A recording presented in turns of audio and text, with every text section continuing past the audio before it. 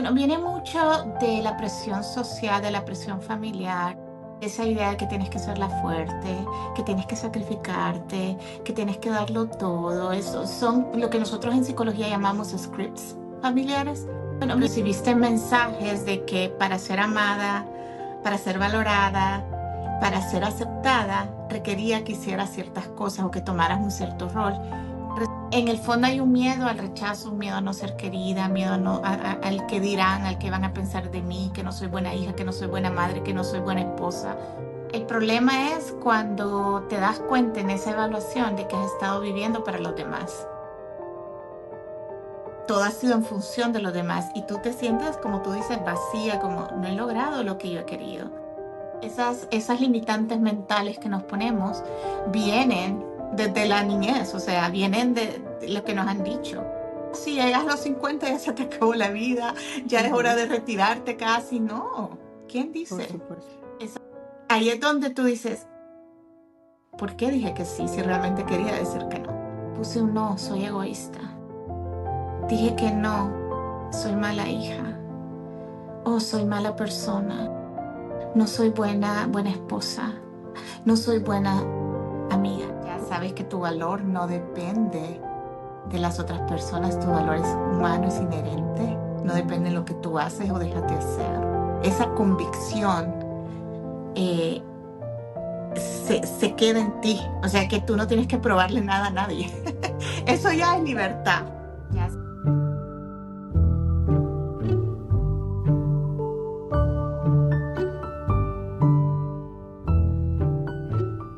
Si llegas al final del día con un cansancio extremo, un agotamiento extremo que se siente como si hubiese un peso físico en nuestros hombros, y no es porque hayas terminado un día de mudanza, no es porque hayas corrido una maratón o hecho algo físicamente de exigencia extrema.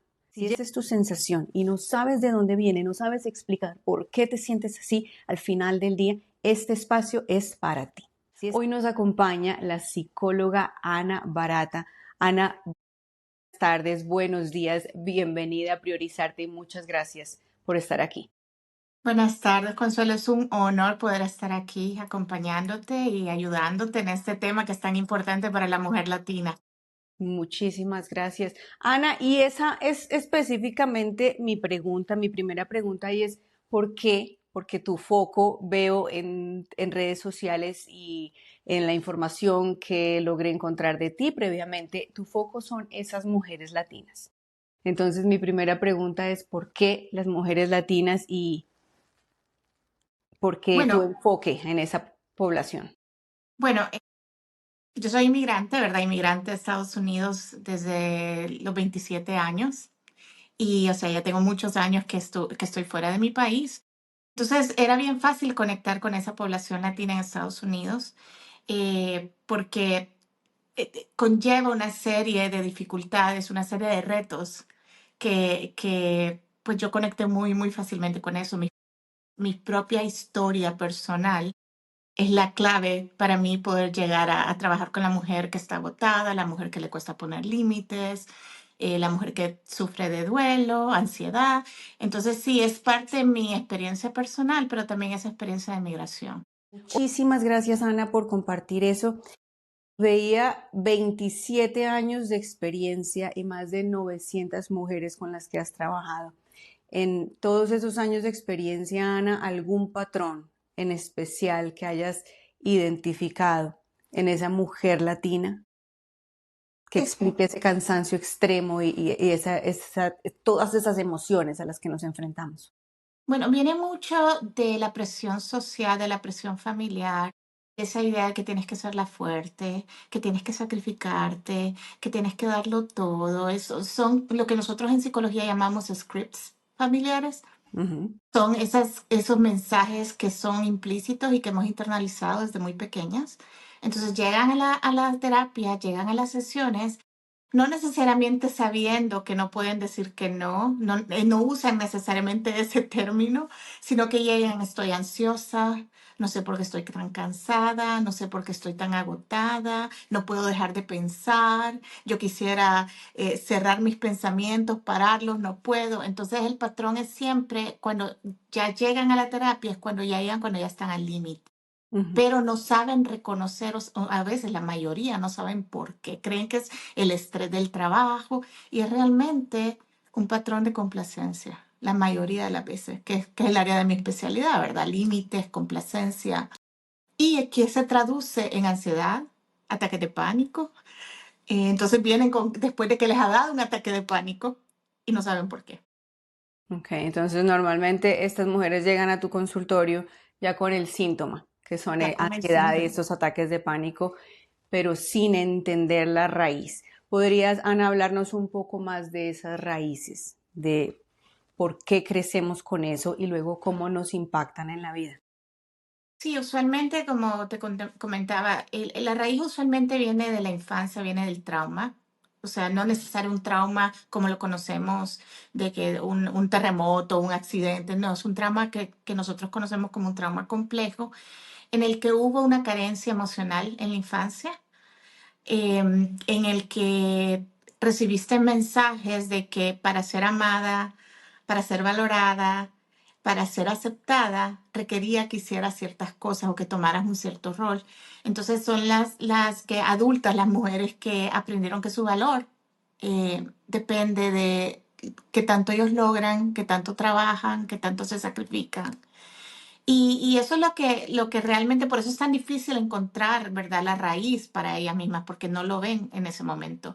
Pero por medio de la terapia, al ir estudiando la historia de ellas, nos vamos dando cuenta del patrón, que usualmente tomaron un rol de la salvadora, Ujú. la que solucionaba, la que tenía que estar bien porque los demás de la familia estaban mal. Entonces, una carga emocional fuerte y eso ya en la adultez, ese patrón definitivamente te afecta en todo, te afecta en el trabajo porque quizás tomas más responsabilidades de las que debes. Tal vez te unes en una relación en que tú eres la que quieres solucionar lo que está pasando en la relación o quieres salvar a tu pareja, ¿verdad? Entonces ahí es cuando se van repitiendo esos patrones. Y o a veces caes en una codependencia en una relación. Ahí entras a Súper. otro tema súper importante, Ana, qué Sí, pena la interrupción, y es sí, sí. cómo cómo los vemos, ¿verdad? De pronto dibujar esos escenarios principales a través de los cuales se expresa ese trauma o esas emociones no procesadas y esas creencias con las que crecimos, cómo se expresan en la edad adulta y que en las que seguramente las mujeres se verán reflejadas de distintas formas, porque para todas no, el escenario no es el mismo. Pero entonces, ¿cuáles son esas, digamos, historias específicamente que tú escuchas o que encuentras y que son el resultado de esas creencias, donde las vemos expresadas en nuestra vida, en las relaciones de pareja o en la crianza de los hijos o a nivel profesional? Ana, compártenos, por favor. Bueno, mira, tengo varias historias, pero por ejemplo, es la mujer que le toman ventaja porque siempre dice que sí, siempre está disponible. Entonces, es la que realmente no puede decir que no cuando te piden un favor. Y es algo automático, realmente es algo automático que no lo piensan, sino que es que tengo que estar disponible porque en el fondo hay un miedo al rechazo, un miedo a no ser querida, miedo a no, al que dirán, al que van a pensar de mí, que no soy buena hija, que no soy buena madre, que no soy buena esposa. También se evidencia mucho en esas relaciones que son como de un unidireccionales. O sea, usualmente una relación sana es recíproca. Ujú. Tú das y tú recibes y es recíproca, pero cuando hay un problema de límites, un problema de complacencia, lo que vemos es que usualmente la persona que es complaciente es la que está dando y dando y dando. Y cuando ella necesita, la otra persona no está. Y eso es muy doloroso porque la persona dice, pero ¿por qué si yo doy tanto? ¿Por qué no recibo de la misma forma? Entonces, eso es un patrón repetitivo. Lo mismo, y ese patrón se repite en diferentes áreas de tu vida. Se puede repetir en tu trabajo, ¿verdad? Se puede repetir en tus relaciones emocionales, afectivas, románticas, en tu relación con tus amigas. Y la otra cosa que también afecta mucho es que tú no conoces quién eres tú. Tú estás tan enfocada en la necesidad de los demás que no conoces tus propias necesidades. Y ese es donde es el impacto más grande. Es la paciente que viene y me dice, es que no sé qué quiero, es Mm. que no sé lo que necesito, es que no sé, no sé qué es lo que me caería bien ahora. Entonces el trabajo que hacemos muchas veces es comenzar de cero. Ok, cuéntame, ¿cuál es tu comida favorita? Cuéntame, ¿qué es lo que a ti te gusta hacer en tu tiempo libre? Claro, Porque se han rescatar. adaptado tanto, Ujú. sí, es que se han adaptado tanto a la otra persona para no perder el amor de la otra persona o de las amigas o de la pareja que se perdieron en la relación. Entonces muchas veces ahí es donde entra la codependencia. O sea, del paso de la complacencia a la codependencia es una línea bien fina, sí, bien pequeña, sí. Doctora Ana, usted habla de esos de límites y sobre todo de ese momento de la vida en el que incluso me relaciono y que escucho a otras mujeres de los 40 en adelante hablando de ya no sé, como que estoy perdida, no sé qué quiero, no sé qué siento y que incluso encontramos información allá afuera sobre la crisis de los 40, crisis de la mediana edad, en fin. Porque llega, digamos, ese cuestionamiento a veces en esta etapa de la vida y cómo abordar esa situación, ese momento en donde empezamos a sentir que ya no se resuena con nada, que hay un vacío que ni siquiera sabemos nombrar, que no podemos nombrar, pero que sabemos que hay algo allí que está incomodando. Sí, o sea, ese cuestionamiento a esa edad bien es normal, es parte del desarrollo, pues de la evolución del ser humano en esa etapa. Es la etapa de una evaluación de lo que lograste hacer, lo que has logrado y dónde quieres, ¿verdad?, seguir en esta parte de tu vida. En sí, ese proceso es normal. El problema es cuando te das cuenta en esa evaluación de que has estado viviendo para los demás. Todo ha sido en función de los demás y tú te sientes, como tú dices, vacía, como no he logrado lo que yo he querido. Y eso crea realmente una gran frustración y hasta culpa y vergüenza en no he logrado lo que yo hubiera querido por estar pendiente de todas estas otras personas.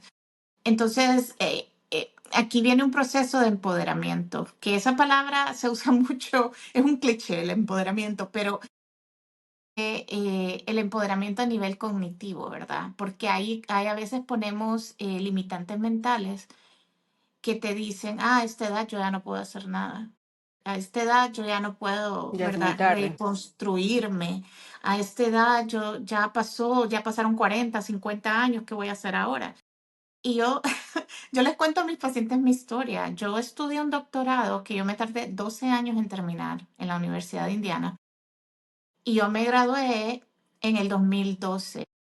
Y al graduarme era un doctorado en psicología de la educación, no era un doctorado en psicología clínica, porque yo era psicóloga en El Salvador y yo trabajaba en la clínica en el área de El Salvador. Cuando yo termino y me gradué en un doctorado en psicología educativa, lo terminé porque yo sabía que lo tenía que terminar, pero realmente yo lo que quería era enfocarme en la parte clínica. Entonces, luego de una evaluación a los 40 años, yo dije, no, o sea, tengo dos opciones. O me quedo haciendo esto porque es lo que ya hice y porque ni modo, o voy a hacer lo que realmente quiero hacer. Y me metí a estudiar consejería clínica en Estados Unidos porque con mi título de psicóloga del Salvador yo no podía ejercer. Entonces, a los 42 años, comienzo a estudiar nuevamente después de un doctorado y de una maestría anterior para poder hacer lo que hago ahora en Estados Unidos. Entonces o sea, la edad es un límite que te ponen. La edad es como, tú ya tienes 40, ya tienes 50, ya no puedes. No. Sí, obviamente me tardé más tiempo de lo que, ¿verdad?, hubiera querido, pero no importa. Al final, estoy haciendo lo que yo quiero. Entonces yo siempre doy ese ejemplo porque esas limitantes mentales que nos ponemos vienen desde la niñez, o sea, vienen de lo que nos han dicho.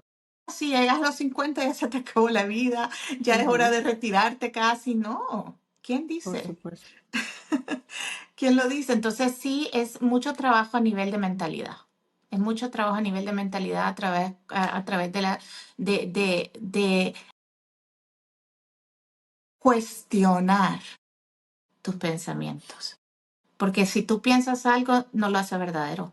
Yo te puedo decir que la pared que está detrás de mí es amarilla y pensar que es amarilla, pero eso no la hace amarilla. Tenemos que cuestionar lo que pensamos, poner a prueba lo que pensamos, porque usualmente estamos llenas de muchos pensamientos irracionales y distorsionados.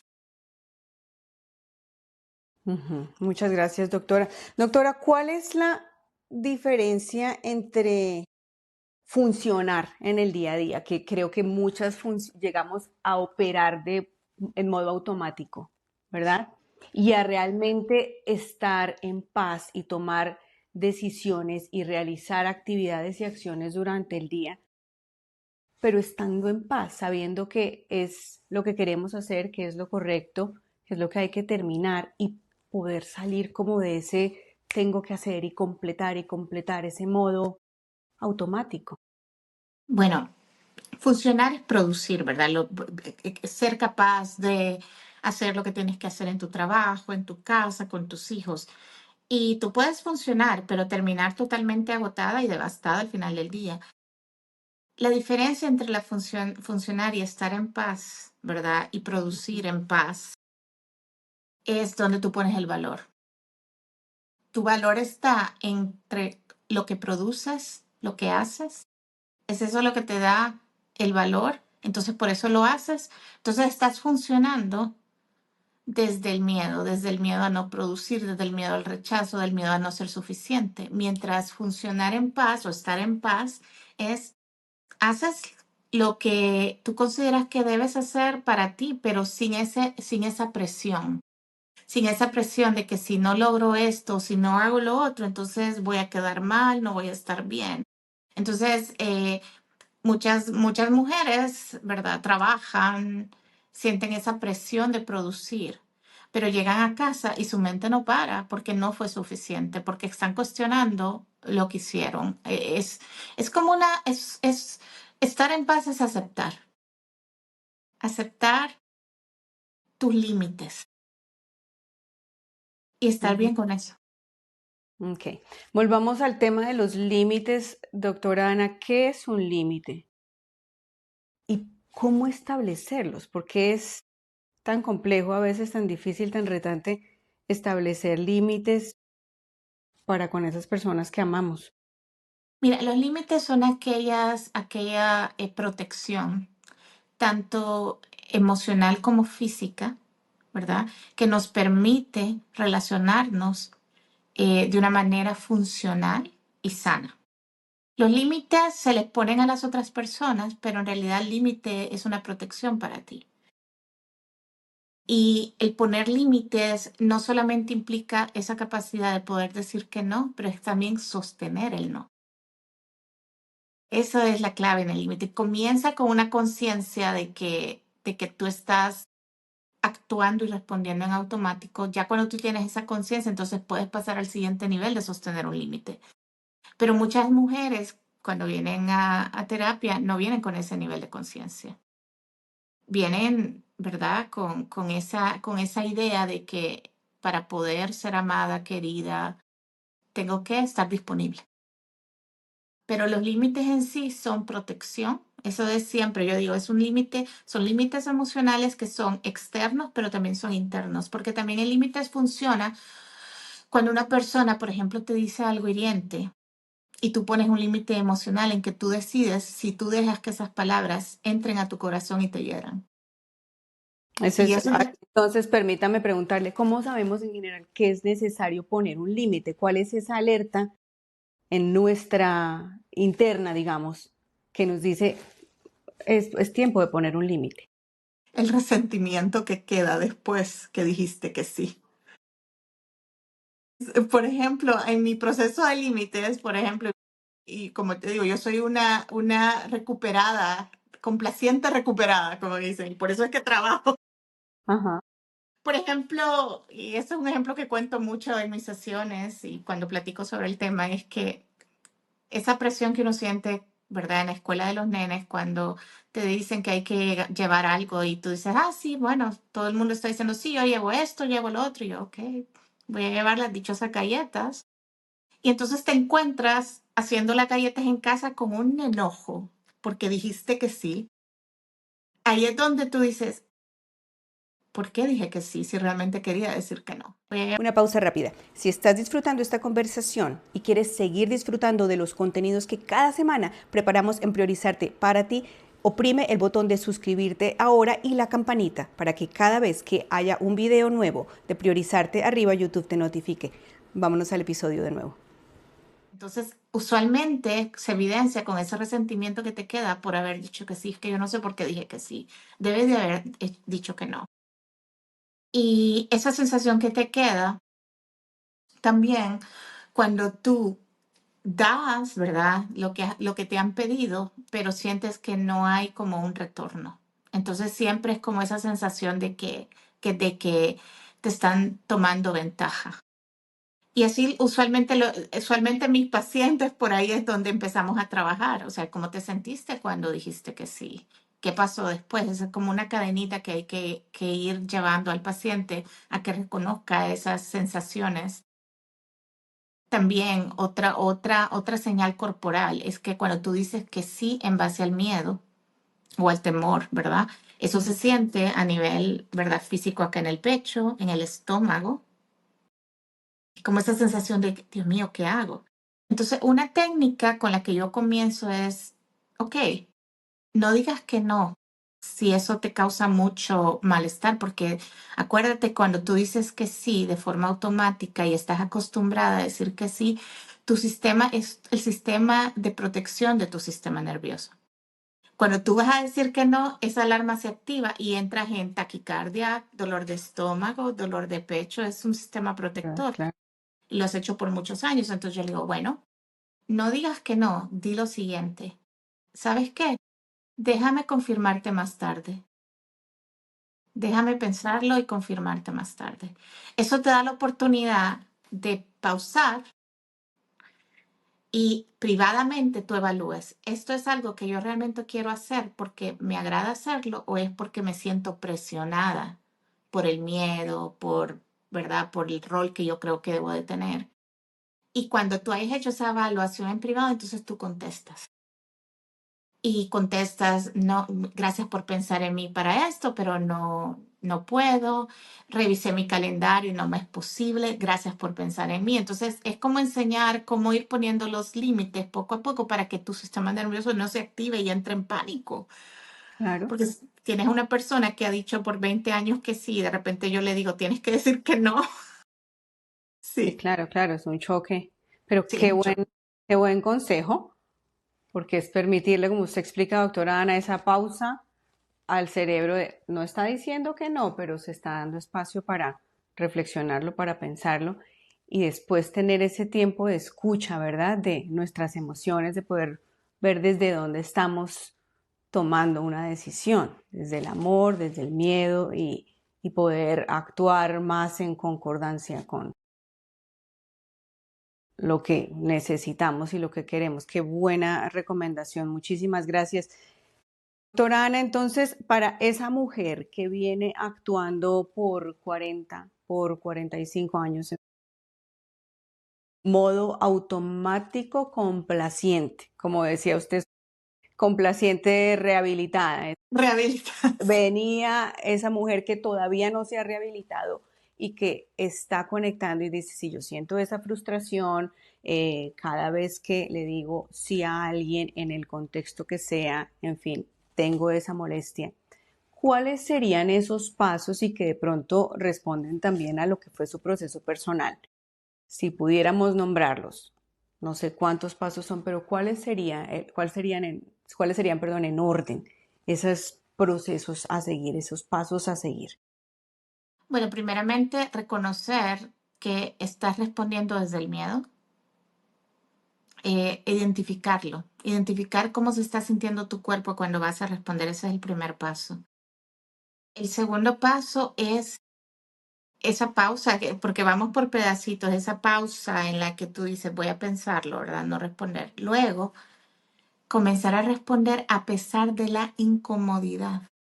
Y esa es la parte más difícil, porque cuando dices el no, te quedas pensando, Dios mío, dije que no. Es como se crea una rumiación, que es un Eso. constante sobrepensar, pero esa parte es donde es la parte más importante, porque ahí es donde tú le dices a tu cliente, a tu paciente, espera, sosténlo y quiero que me digas qué pasa después. Entonces, usualmente el paciente viene y me dice, no pasó nada, ¿viste? ¿La persona está ahí todavía en tu vida? Sí. Ok. Ya tenemos la primera evidencia que tú puedes decir que no y que no pasa nada. Ahora, cuando tú dices que no, tú no puedes controlar la reacción de las otras personas. Las otras personas no van a cambiar. La que está cambiando eres tú. Entonces, estas personas que estaban acostumbradas a que tú dijeras que sí todo el tiempo, son las que van a empezar a hacer el ruido y decir, pero ¿qué te pasa? Es que has cambiado, ya no eres la misma. Y ya cuando vienen a mi terapia, en las sesiones subsiguientes, me dicen, Ana, me están diciendo esto. Y yo, qué bueno, eso es buena señal, significa que estamos avanzando, porque estamos cambiando el sistema.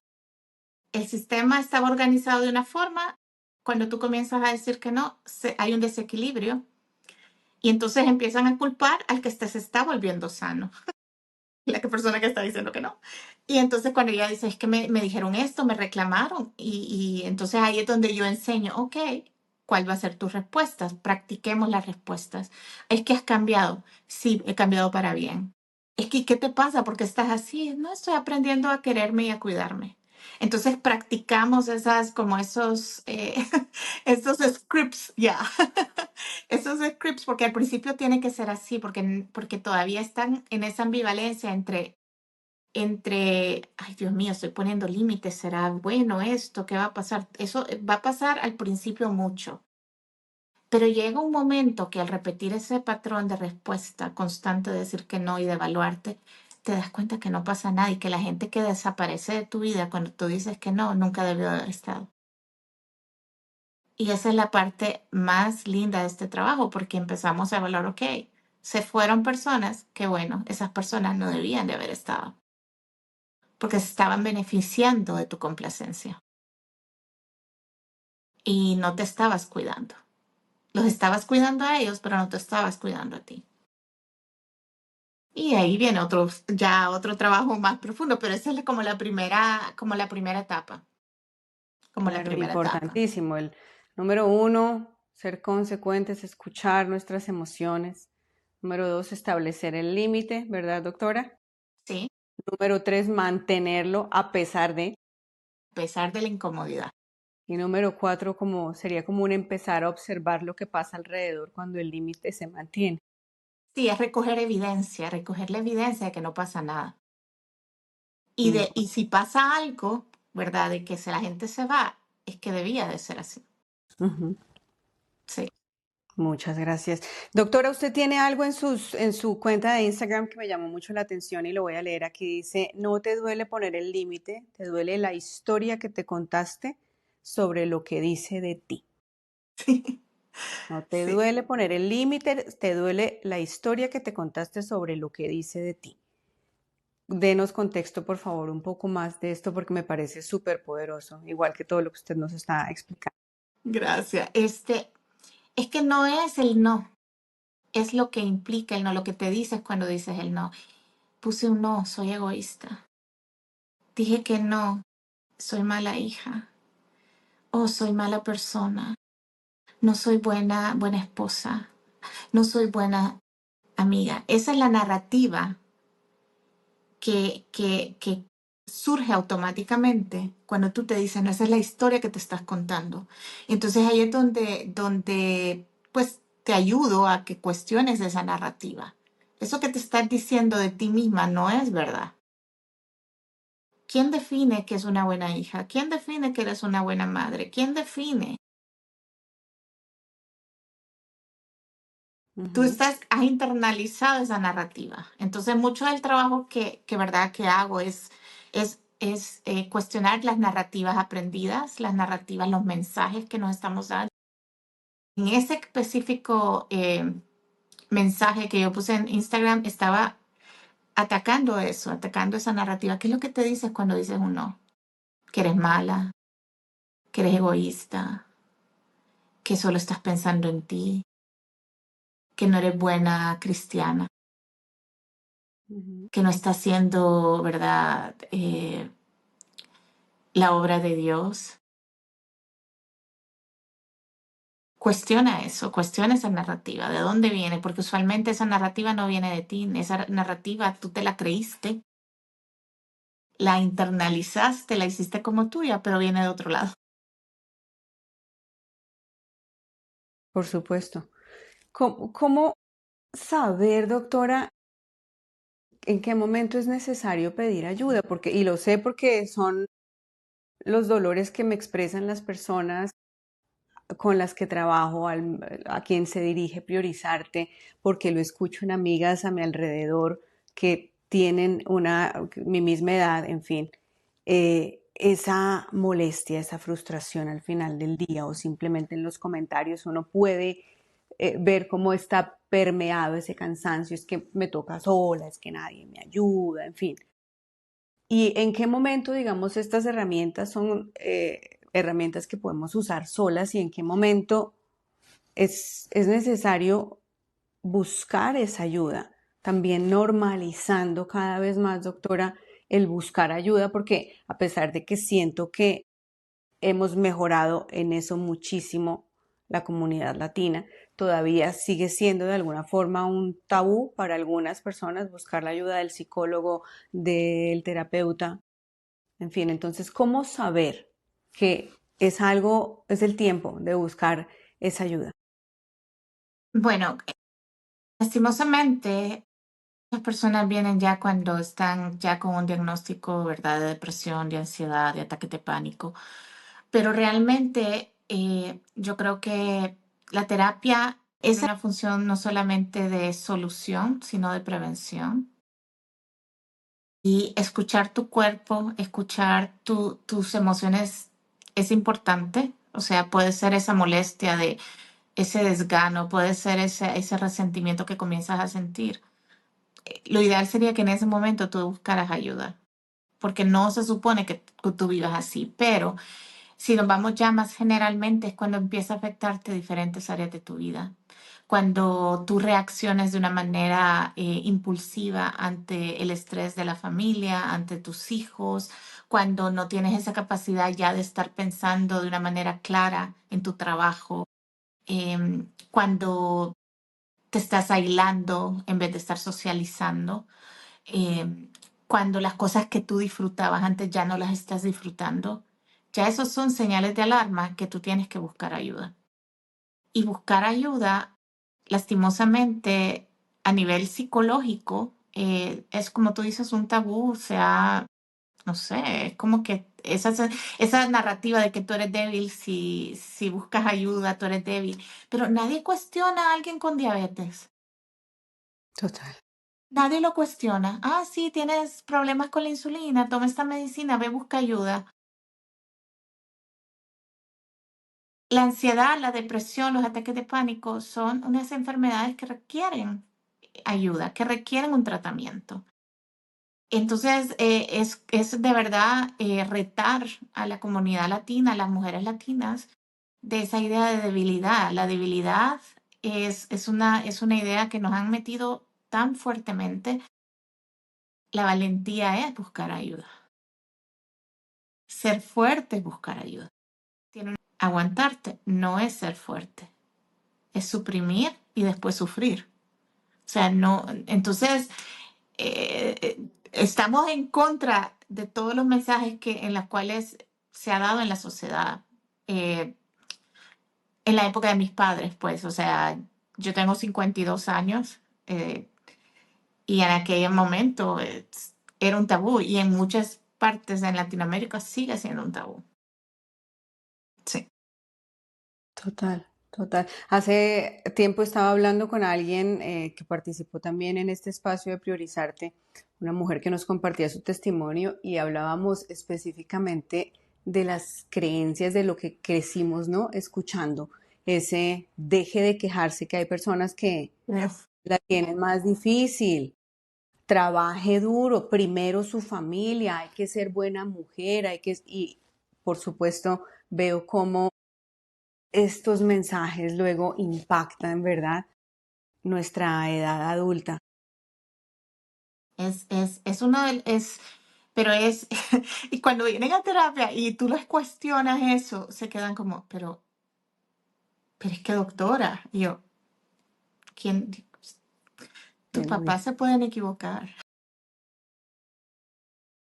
Las ideas que ellos te dieron no necesariamente eran las correctas. Em, es un trabajo que me encanta porque es que cuando yo veo a esa mujer que empieza a poner límites y que empieza a desarrollarse y que empieza a conectar consigo misma, es un cambio, es maravilloso, es Eso satisfactorio. me encanta la dirección que ha tomado, doctora, y cuéntenos cuál es el después. Inspire a esa mujer que hoy está allá escuchando este episodio y que todavía está en la negación, en la frustración, en las sensaciones no placenteras. Inspírela a través de esos testimonios. ¿Cuál es el cambio que se siente después de hacer el Bueno, trabajo? cambia totalmente la forma en que te relacionas con las personas. Ya sabes que tu valor no depende de las otras personas, tu valor es humano, es inherente, no depende de lo que tú haces o dejas de hacer. Esa convicción eh, se queda en ti, o sea que tú no tienes que probarle nada a nadie. Eso ya es libertad, eso es libertad. Entonces, eh, ya no sienten culpa cuando dicen que no, porque la culpa y el miedo son como los sentimientos iniciales. Ya no hay culpa, sino que hay como satisfacción, como me estoy cuidando. Incluso físicamente empiezan a tomarse el tiempo para cuidarse, hacer ejercicio, bajar de peso si antes no lo estaban haciendo. Es como un cambio a nivel total. Ya no caen en una relación por si me quedo sola, no me quiero, por miedo a quedarte sola, sino que es como más selectivo. Son más selectivas con quienes se relacionan. Y ya la seguridad emocional no depende de las otras personas, sino que la seguridad emocional viene interna. Entonces, es un cambio que se ve, que se refleja hasta en lo Oh, físico. Sí, hasta en claro, lo claro. físico. Sí. Doctora Ana, usted mencionó hace un momento uno que me parece crítico y es, el no tiene que probar nada a nadie. ¿Cuál es la creencia de dónde viene esa necesidad? Y yo no sé si opera igual para todo el mundo, pero siento que en la cultura latina es muy fuerte esa necesidad de aprobación, de tener como el consentimiento ¿de dónde viene eso? Bueno, mira, usualmente cuando nacemos nosotros traemos derechos de nacimiento que idealmente incluyen lo que es el amor incondicional. Cuando tú tienes a un bebé en los brazos, tú lo ves, tú lo amas inmediatamente y ese bebé te está haciendo absolutamente nada. Lo único que está haciendo es existir y lo amas ya de por sí. Lo amas, ¿verdad? Si eres sana, lo amas desde el primer momento sin hacer nada. Entonces, lastimosamente, a medida que el niño y la niña van creciendo, se les va enseñando que el valor depende de lo que hacen o de lo que logran. Y toda la sociedad está, ¿verdad?, determinada de esa forma. Y un reto de los padres ahora es comunicar a sus hijos que el amor que ellos van a dar a sus hijos no está atado a la productividad, no está atado a los logros, está atado a que eres valiosa porque eres mi hija, porque te amo, porque sin razón, o sea, tus logros y tus fallas no van a determinar el amor que yo tengo por ti. Y de ahí es donde viene esa aprobación, de ahí viene el perfeccionismo. Entonces muchas personas caen en el perfeccionismo porque es que tengo que hacer las cosas bien, porque si no hago las cosas bien significa que fallé, y entonces si yo fallé significa que no soy digna, y si yo no soy digna significa que no me pueden amar. Hay una cadenita que se va formando a raíz de esas prácticas. El padre que se enoja y le deja hablar a su hijo porque sacó una mala calificación. ¿Cuál es el mensaje que tú estás mandando? Yo no digo que no disciplines, pero hay que tener mucho cuidado con los mensajes implícitos que le estamos dando a nuestros hijos cuando fallan o cuando no producen. ¿Cuáles son las expectativas que nosotros estamos poniendo en nuestros hijos? Eso es lo que lleva a que haya esta necesidad de aprobación. ¿Soy amada? Si hago las cosas ¿Qué bien. hago esto? Ujú. Ujú. Sí, Importante. Sanar como ir al ejemplo de la mascarilla del avión también, muy usado, eh, pero siento que es fuertísimo, ¿verdad? Si en los aviones le dicen a uno, si hay una emergencia, primero usted póngase la mascarilla y después sí auxilia a los que están con usted. Sanar, digamos, o cuidar de nosotras para cuidar de esas personas que amamos, doctora, desde toda su experiencia y demás. Cuéntenos un poco más de eso, del impacto y de la importancia de ese sí. autoconocimiento. Si tú te cuidas, ¿verdad? Si tú te pones a ti primero, tú vas a tener mucha más capacidad de estar presente para tus hijos, presente para tu esposo, ¿verdad? O tu esposa, pero lo más importante aquí es estar constantemente evaluando cómo está tu vaso, está lleno, está vacío. Si tú estás dando desde el vacío, estás dando lo mínimo, el sistema lo recibe así, no estás dando lo mejor de ti. En cambio, si tú te cuidas, tú vas a dar desde el amor, vas a dar desde la intención, vas a dar desde estar presente, no vas a dar desde el miedo, desde el resentimiento, desde el cansancio. Entonces, la forma en que yo lo explico es el autocuidado sí es para ti, pero entre más tú te cuidas, vas a ser más capaz de dar lo mejor a tu familia. ¿De qué sirve que tú estés agotada dando eh, si no estás dando lo que es lo mejor de ti? Tienes que llenarte primero. Tienes que llenar tu copa y eso tiene que ser intencional, no solamente irte a hacer las uñas o irte a hacer el pelo una vez a la semana. Eso no es autocuido. Ese es lo que creemos que es autocuido. El autocuido es evaluarte constantemente, de ver cómo está tu nivel de energía, qué son aquellas cosas que tú puedes hacer para ti que te van a dar energía, que te van a dar ánimo. Es una oración, es meditación, es ir a caminar, es decir que no. Y eso es diario. No solamente el fin de semana para ir a hacerte las uñas y el pelo, es diario, es constantemente en esa evaluación constante. ¿Cómo estoy hoy? ¿Cómo está mi nivel de energía? ¿Qué es lo que yo necesito hoy? Que me va a llenar mi copa hoy. Hmm, qué buena forma de verlo. ¿Qué me va a llenar mi copa hoy? Pensando en eso, doctora, y en su proceso personal, ¿usted tiene como una rutina diaria de ese autocuidado? Cuéntenos. Usualmente yo soy una persona muy creyente, entonces yo tengo mi tiempo devocional en la mañana. Yo tengo un sistema en que, pues gracias a mis mentoras, ¿verdad? Que tengo mentoras de organización también. Yo tengo un sistema en el que yo escojo tres actividades, aparte de las pacientes, pues tres actividades en las que me voy a enfocar en el día.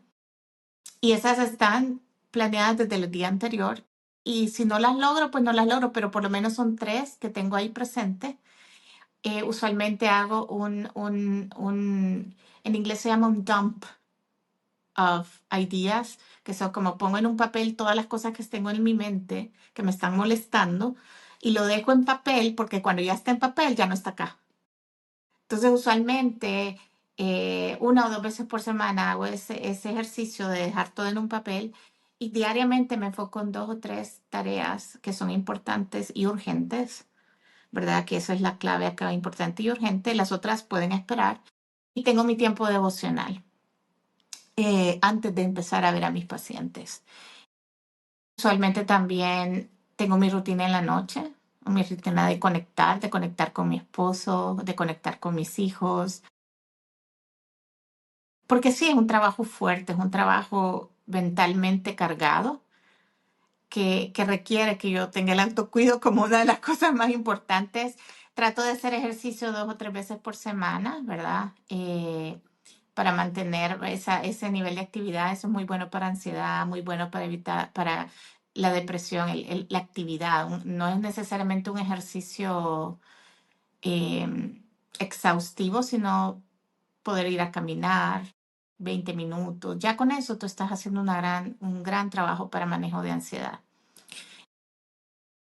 Y sí, conectar, la conexión social. Eso es bien importante. Súper. Ahí entonces ve, usted tiene como unos hábitos, el de dumb book sería como votar, escribir, ¿verdad? Todo lo que está pendiente, un hábito como de productividad, ese otro de conexión, algunas rutinas o algo que generen conexión con esposo, con hijos, con seres queridos, con amigos, ¿verdad? Y ese hábito de bienestar también, ¿qué estoy haciendo por mí, por mi salud física, alimentación, ejercicio? Maravilloso. Muchas gracias por compartirlo. Y también usted en esa respuesta, doctora, mencionó algo y es la diferencia entre lo importante y lo urgente. ¿Cómo diferenciar algo que incluso al decirlo de esa forma nos puede sonar relativamente similar, pero no lo Usualmente, es? ¿Cómo es? sí, usualmente el urgente tiene una fecha de caducación, entonces tenemos que ponerlo al forefront, ¿verdad? A la entrada.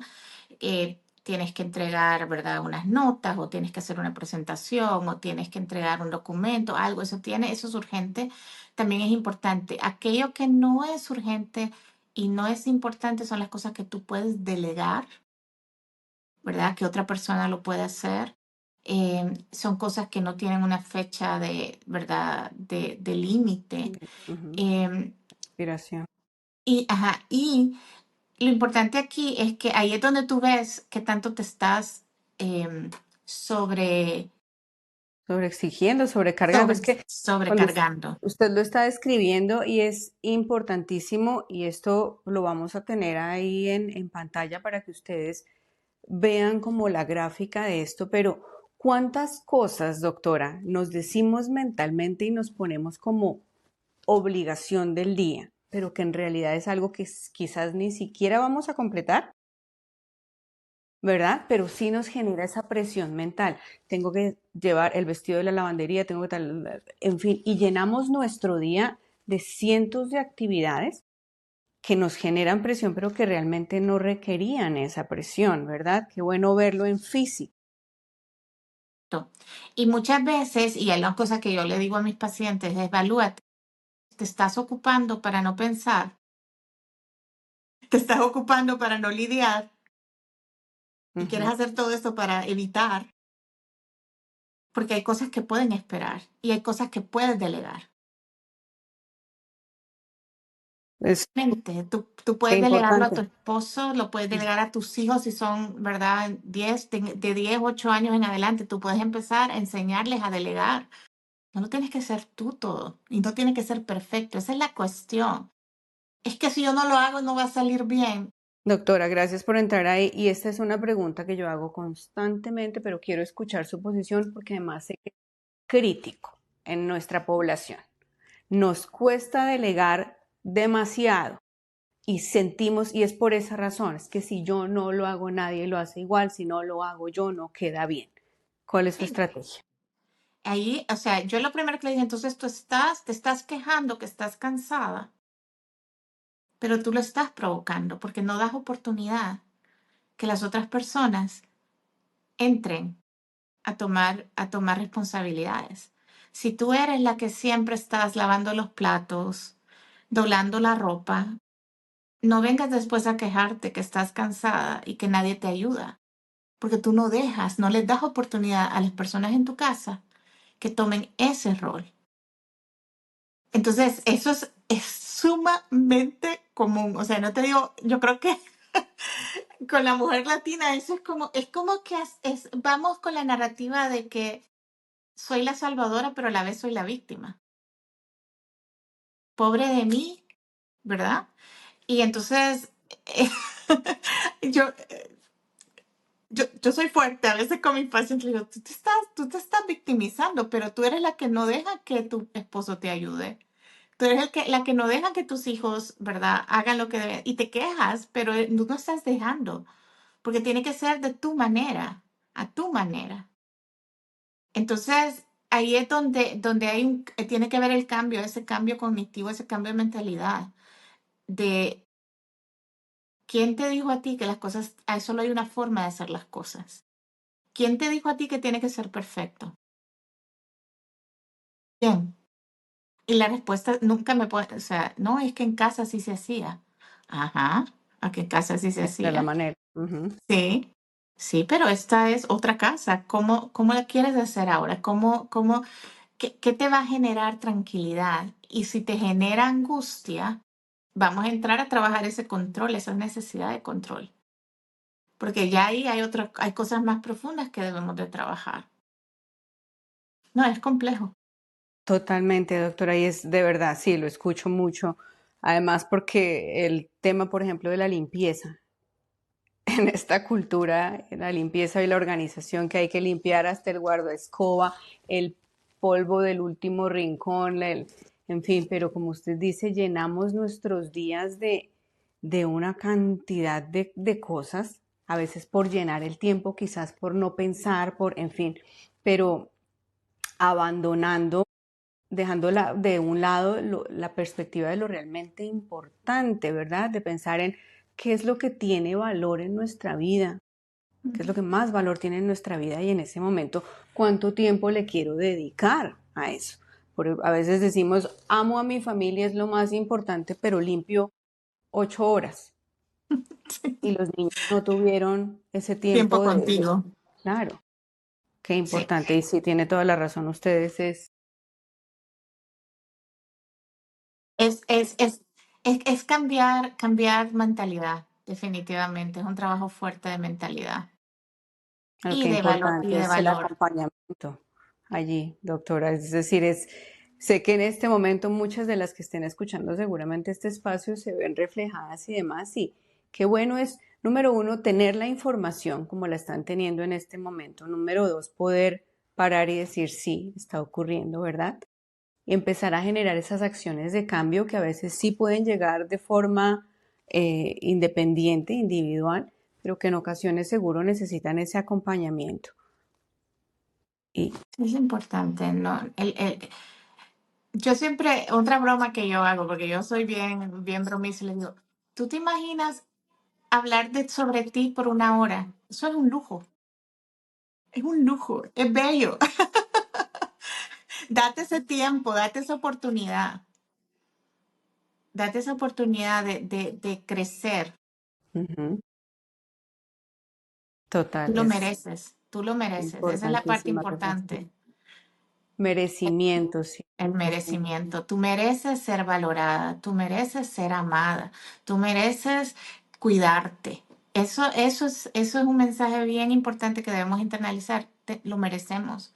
No por lo que hacemos, sino porque somos seres humanos. Así Ujú, de sencillo. sí, es más, es súper fácil darle valor a todo lo que hacen los demás, ¿verdad? Pero a veces cuando se trata de nosotros, ahí ya cuestionamos. No, pero pues es que pues, es lo mínimo que yo podía hacer. Pero cuando alguien hace lo que sea, nuestros esposos, nuestros hijos, nuestros amigos, lo valoramos al 100%, pero cuando se trata de nosotros es como me doy palo. Ujú. Sí, la autocrítica y somos más duros con nosotros mismos. Muchas gracias, doctora. Qué interesantes reflexiones. Además, me encanta que eh, hemos entrado a esas reflexiones y a esa invitación a cuidar de nosotras también de una forma con humor de vernos también. Siento que eso es importante, poder reír, ¿verdad? Identificar, pero poder reírnos y ver qué queremos hacer cuál va a ser ese siguiente paso. Muchas gracias. Doctora, si alguien llega en este momento, acaba de llegar, lleva pocos minutos con nosotros, pero este mensaje que usted está a punto de dar es el que va a escuchar esa mujer que acaba de conectarse. ¿Con qué quisiera que se quede esa persona? Que tu valor no depende de lo que haces, que tú mereces cuidarte y que nunca es tarde para conocerte y para recuperar tu identidad. Tu identidad que no se basa en lo que haces por los demás, sino tu identidad como mujer, tu identidad como hija de Dios, tu identidad como una mujer completa. Tú mereces reconectar con eso. Y es posible lograrlo a cualquier edad. No hay un límite. Mil gracias. Qué forma tan bonita de cerrar este espacio. Doctora Ana, algo que se haya quedado por decir. No, agradecimiento total a la oportunidad de compartir este mensaje y de compartir mi experiencia. Es un privilegio, de verdad. Gracias a usted y gracias a ustedes a quienes hoy nos acompañan a través de Priorizarte en este espacio con la doctora Ana Barata y con esa invitación tan maravillosa a amarnos, a merecernos y a entender que jamás es tarde. Si estamos aquí, si estamos vivas, quiere decir que la oportunidad sigue estando abierta. Muchas Así es. gracias por acompañarnos el día de hoy y nos vemos en el próximo episodio.